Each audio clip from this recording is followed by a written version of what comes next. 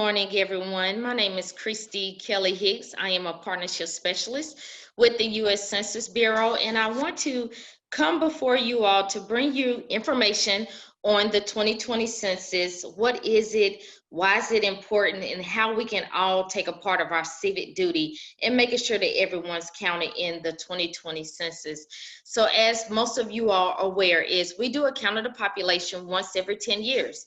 So 2020 is our year to ensure that everyone is counted in their census. And we do the count of the population for two reasons. The first reason is we do it to reapportion Congress. So based off of everyone being counted every 10 years will determine how many congressional districts we have. And based off of those numbers will determine if they have to redraw those lines.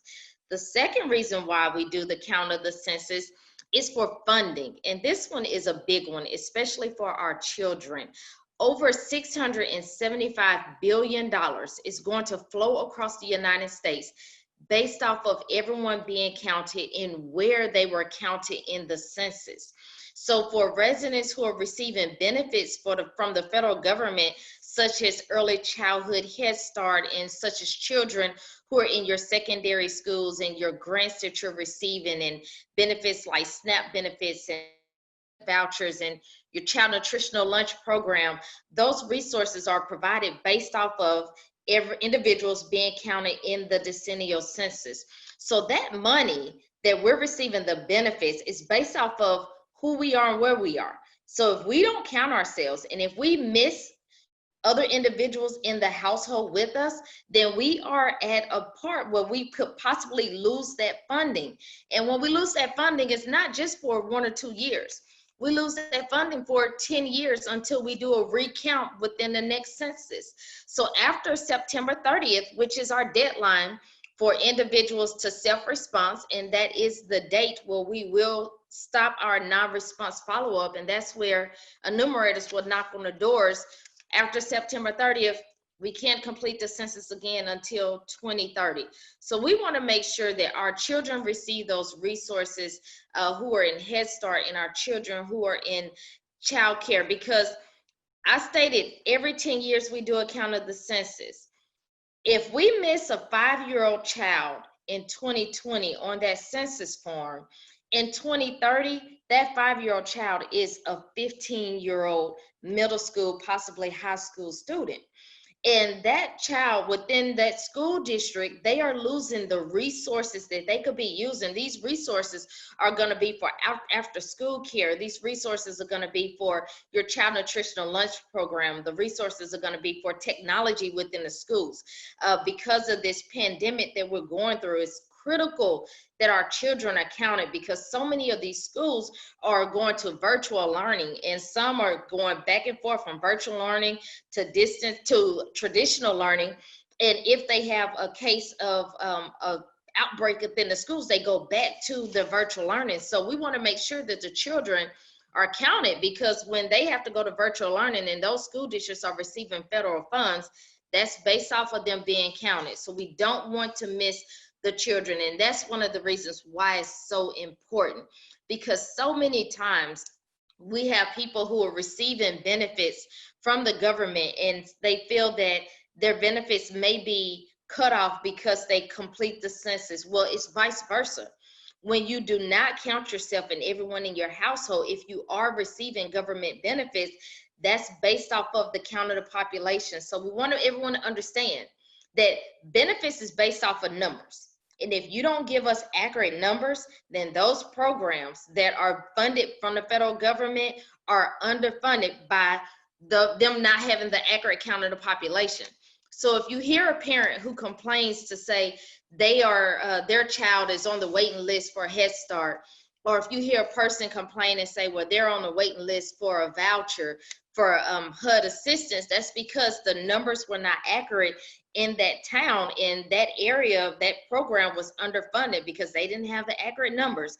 So we want to make sure that we use our voices and tell the next person, tell your early childhood providers that they need to make sure that they complete their census for their home. But not only do they want to complete it for their household, but they want to make sure that everyone is counted. We want everyone that was living and breathing as of April 1st, 2020 to be counted on their census form. And if you have a parent who may have a child who's split between homes, and sometimes they're with their father, or sometimes they're with their, or sometimes with their grandparent, and they may say, well, I don't know where to count my child because they're split between homes, then that's when we reference the April 1st, 2020. So if you're not sure where you should count your child, then always go back to where that child was living on April 1st, 2020, and you can make sure that you count them in that household. I want to give you some numbers. As of August 10th, 2020, the national self-response average was 63.4%, and Mississippi's average sits at 58%. So as you all see, we're behind the national average. We're behind what our 2020 census self-response numbers were. In 2010, our self-response number was 61.3, and currently we are at 58%. But we can increase those numbers. But the only way that we can increase that from 58% and continue to go up on the scale is by making sure that everyone is counted. So I know you all have already completed your census, but have you asked the next person, your friend, your colleague, your relative, your child or your grandchild, your niece or your nephew, have they completed their census?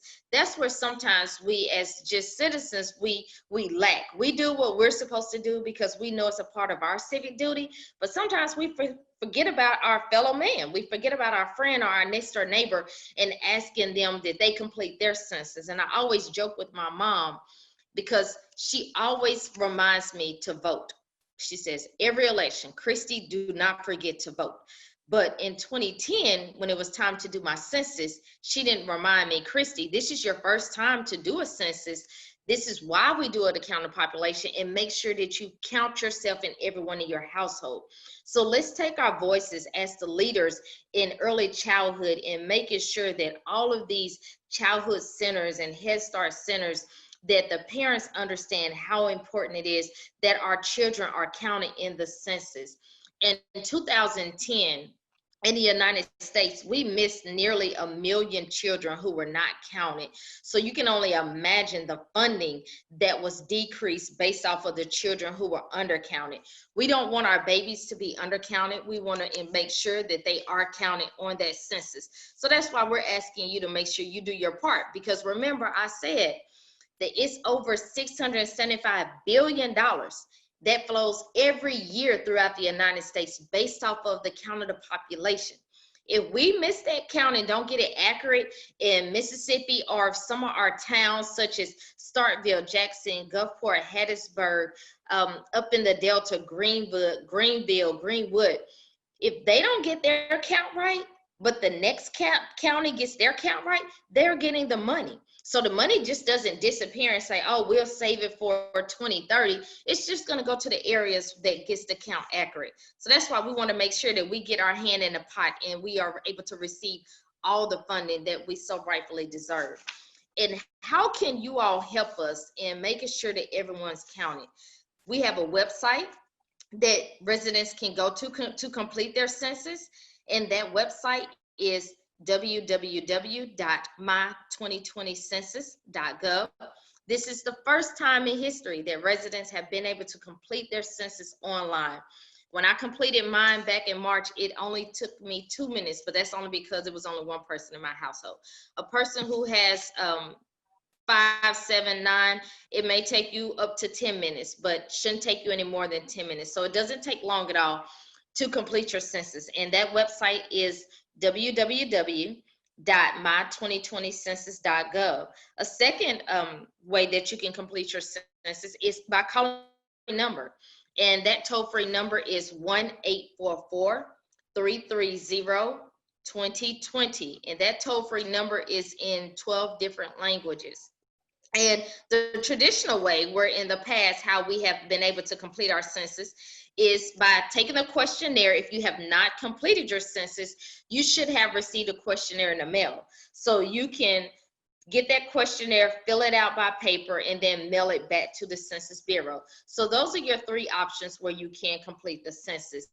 If you want to pull resources off of our website and how to help you get the messaging out, where you can share through your Facebook, we have PSA announcements, we have videos that you can share on your social media.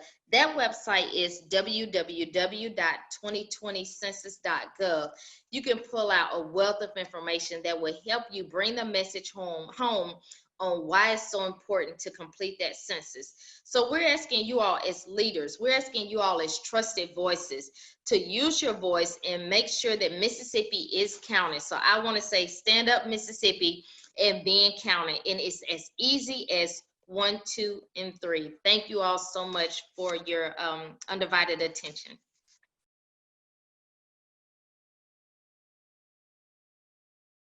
Hello, I'm Eileen Beasley, and I am the Executive Director of Excel by 5.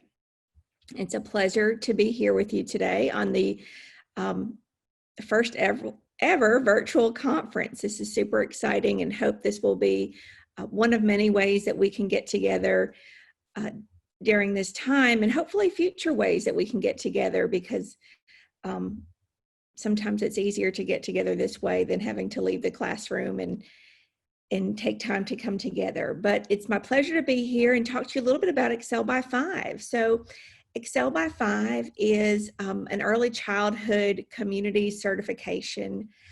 It's designed to support communities that are working collaboratively to connect all citizens of a community, whether it's parents or agencies, businesses, education entities, anyone that are working to do better by children in their community.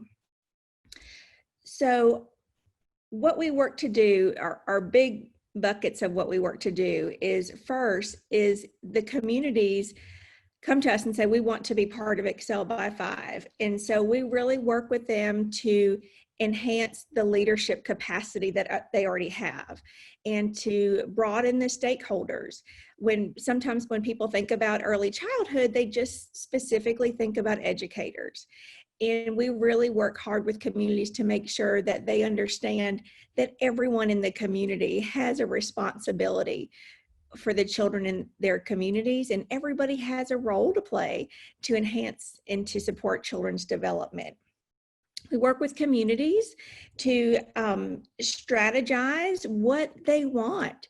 We do have some things that we look for to be certified, but we really want to talk about how do we build on your wants and needs in the community. So building those stakeholders, we go with those wants. And then we also want to make sure that you're connected to resources in your community. And then also, what are some other resources out there that you may not be aware of?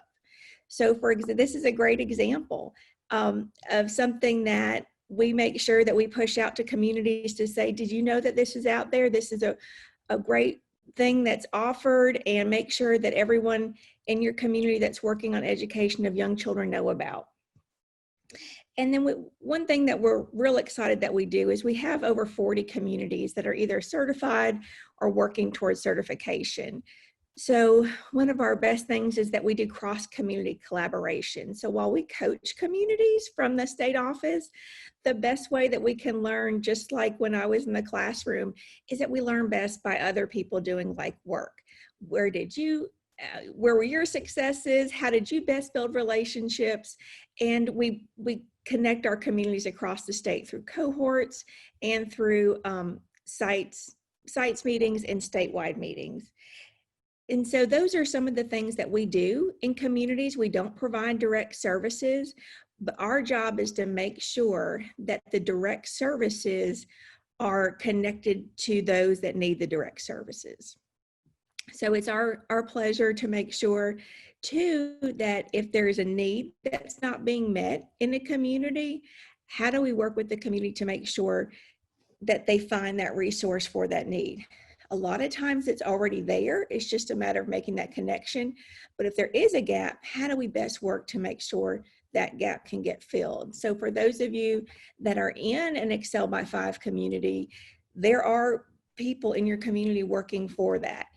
You're welcome to go to our website at Excel by 5, the number 5.com, to see where those communities are. For those of you that are not located in an Excel by 5 community, we are cheering you on and know that you're doing great work too, and we want to help support you.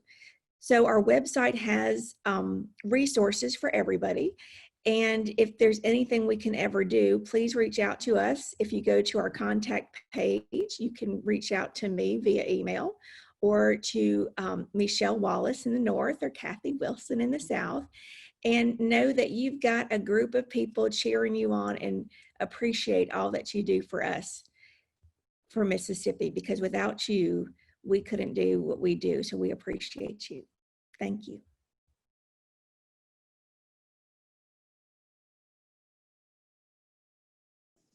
Hi, my name is Kristen Callahan, and I, along with my colleague Callie Poole, are from the Child Health and Development Project, also known as Mississippi Thrive.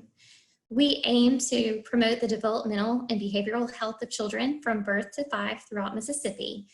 We're also working to increase the number of formalized developmental screeners conducted in well child visits, and we also provide free resources and trainings to families, healthcare providers, and early childhood educators. In order to meet the training needs of early child care providers, we issue contact hours, and we have those approved through the Mississippi Department of Health's Division of Child Care Licensure. So if you're interested in training and receiving those contact hours, if you or partnering centers would like to learn more, please feel free to reach out to us at MississippiThrive@gmail.com, and Mississippi is spelled out. And also, if you would like to give us a call at 601-815-6382, we can get you set up for those trainings. Thanks, Kristen. I'm Callie Poole, and I wanted to show y'all our website. So if you go to MississippiThrive.com, you can see that we have a lot of resources here for parents and families, for teachers, and for healthcare providers. And I'm going to click on teachers today to show y'all what we have geared for specifically toward you. So first, we have some information on early childhood development, how brains work, and how we can help build those as supportive adults in young children's lives. So these are great resources here for family nights or staff development meetings. And then we also have some other resources where you can actually link to free developmental milestone checklists and download those and share with your family, so you can really mark the milestones of the little ones in your classes. You can also get some information on how you can really build your students' brains by increasing the number of positive back and forth interactions you have with them. We call those serve and return. Ideas and resources for increasing the times that you talk, read, and sing with your little ones, and then how to really utilize these tips and tools to engage families in this work alongside you.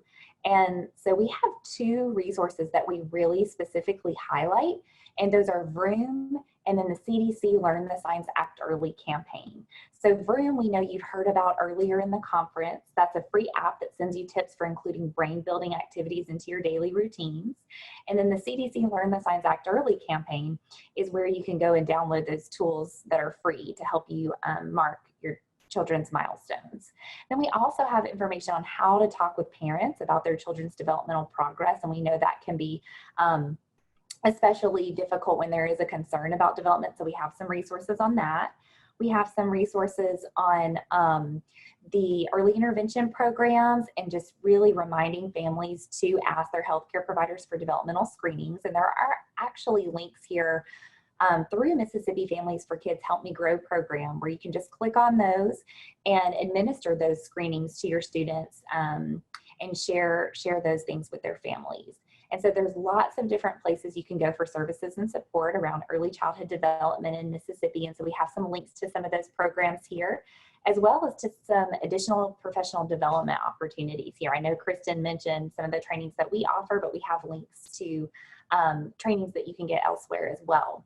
I wanted to show y'all another page, which is our resources page. So here we have lots of information where you can link to like downloading free materials, printing those out, linking to specific tools that can be really helpful in marking children's milestones and building their brains, and then sharing resources with families. And if you go here to resources by county, we have some maps that show you where some resources are actually located in Mississippi. So this is our pediatric clinic map, and you can choose specialties here if you want. to have it on general pediatrics right now. But if I click on one of these, it brings up the information about the specialties of the clinics and the address. And we're in the process of updating this map to include phone numbers. And for healthcare specialists, we do actually have phone numbers there, and these really break it down. So we have different types of therapy, you can zoom out, you can find your location, and then you can get that information there. So if you're viewing this on a mobile device, you can click on the address and go ahead and get directions to the facility. You can give them a call, and we're in the process of adding websites here. And for all of these maps, we actually have a place where you can leave us a comment if you notice something that's missing or out of date, while we try our best to keep these up to date. I'm sure you all can understand that we want to hear from you if you know of something that we haven't caught yet. And we have licensed childcare centers here as well. And then family resources. And family resources includes things like children's museums, developmental screenings is what we have checked here. We have early intervention services. So you can just click on, you know, whichever one you're interested in, special healthcare needs advocacy, for example, and then you can pull up. And these do actually have websites where if you click on the name of the program, it does take you to the website, plus the address and phone number. So we really hope that these resources are helpful for you. We hope you'll take some time to explore our website and our resources. And please contact us with any questions or comments at MississippiThrive@gmail.com or 601-815-6382. Thank you so much.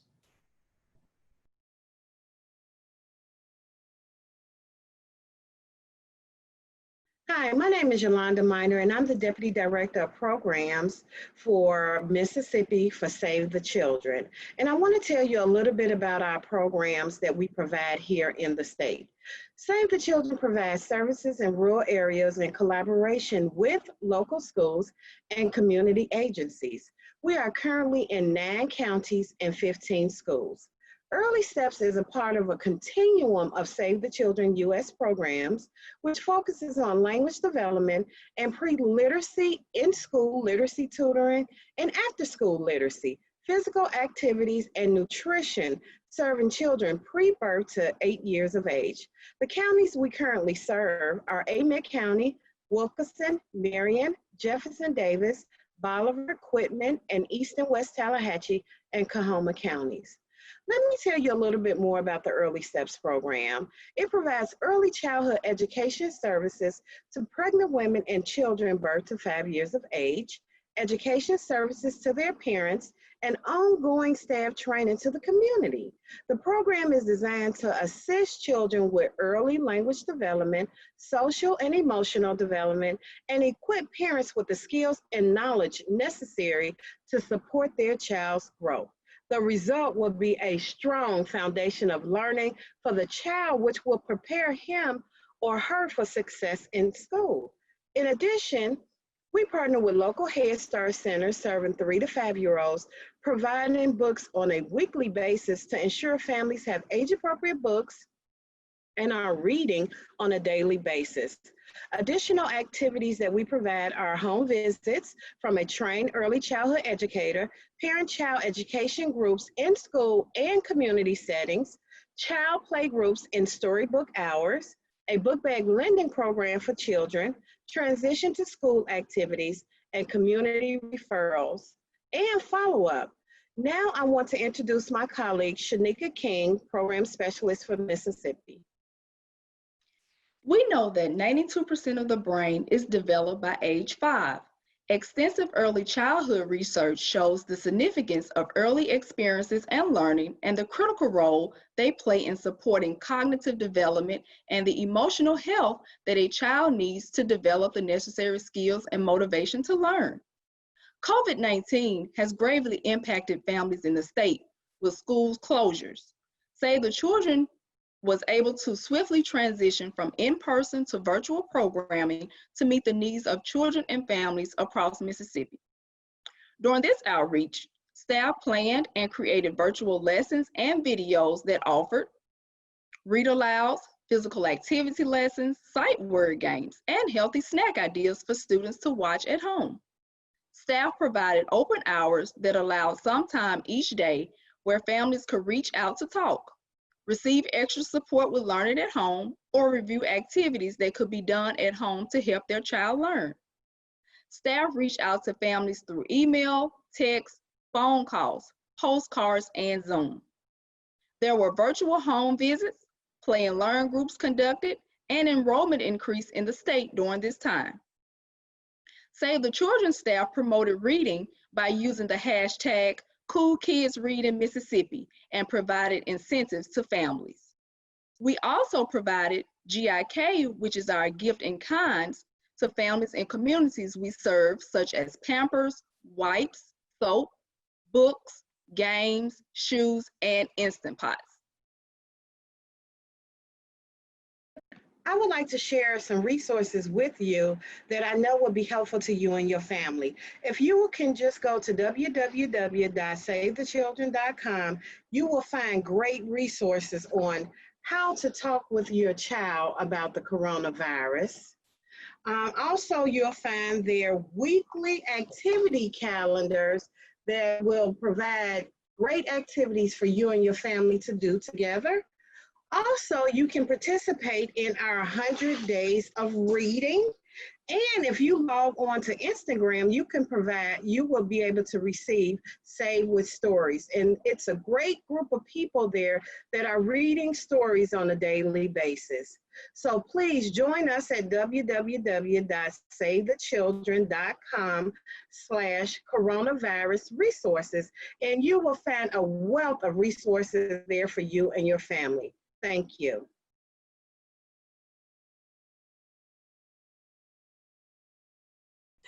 Hey everyone, my name is Robin McKinney. I am with the United Way of Northeast Mississippi.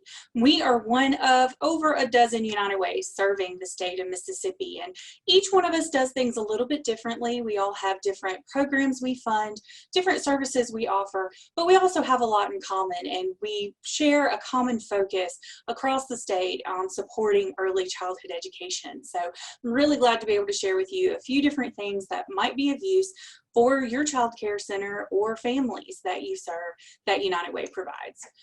Most United Ways partner with different nonprofits in their community. We raise funds and provide grants to those nonprofits in a variety of things, but most of them focus on health, education, and financial stability.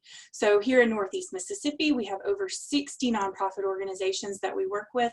Every United Way has a slightly different size service area. They might serve 1 county, we serve 8, some may serve even more than that. But generally, that's kind of how it works. So the first thing that I would tell you to do is reach out to the United Way closest to where you are, and you can actually find a list of all those United Ways in the state of Mississippi on the United Way Worldwide website. That should be on the handout that you're getting, or you can just Google United Ways in Mississippi, should be the first thing that comes up.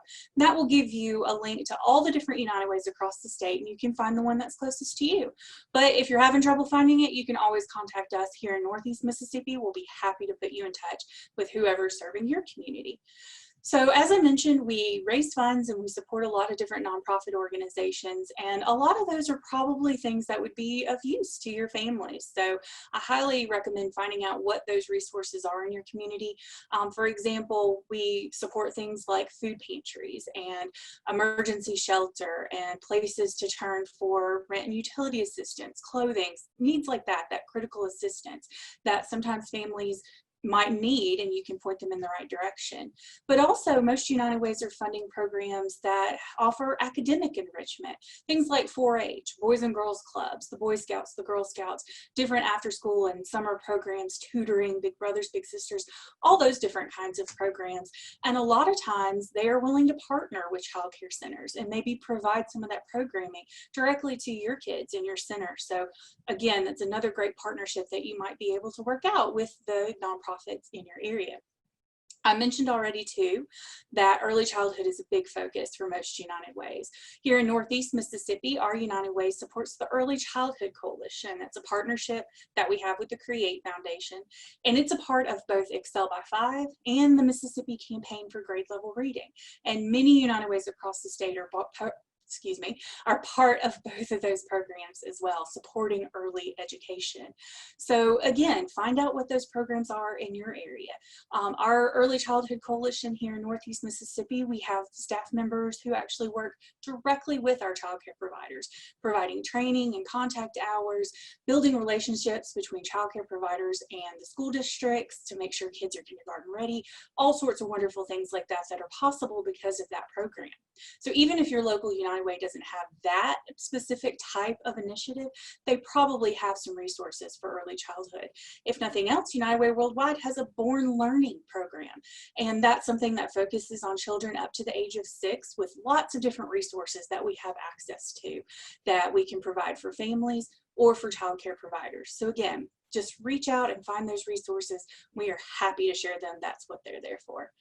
Another resource that you can share with your families is 211. 211 is a statewide hotline operated by United Ways, and the operators there can answer questions about resources all across the state. So we often encourage people, if you're looking for help and we don't know exactly where to send you, call 211 and find that information. So again, that's something that you can share with the families in your center so that if they do face a crisis or they're looking for help or they know someone who is, whatever the case may be, they can reach out to 211 and find that information. Our United Ways all across the state of Mississippi are here to be a resource for you, for the families in our community, and we're dedicated to all the same things. We all know that early childhood is the key to making all the other goals we have come true.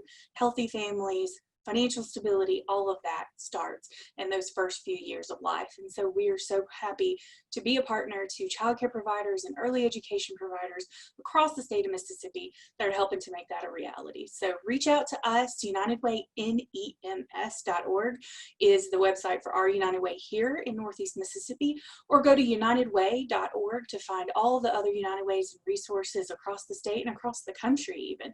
And anytime you need anything, feel free to give us a call. Reach out to United Way. We are here to serve you.